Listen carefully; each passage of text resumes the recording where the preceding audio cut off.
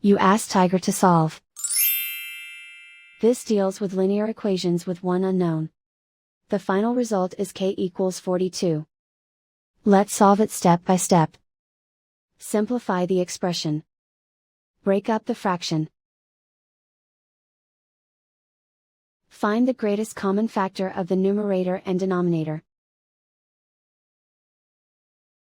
Factor out and cancel the greatest common factor. Group all constants on the right side of the equation. Add 2 to both sides. Simplify the arithmetic.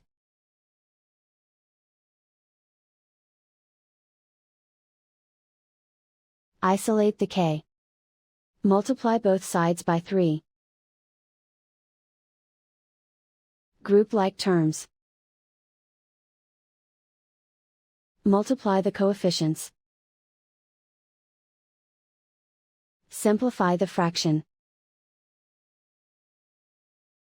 Simplify the arithmetic.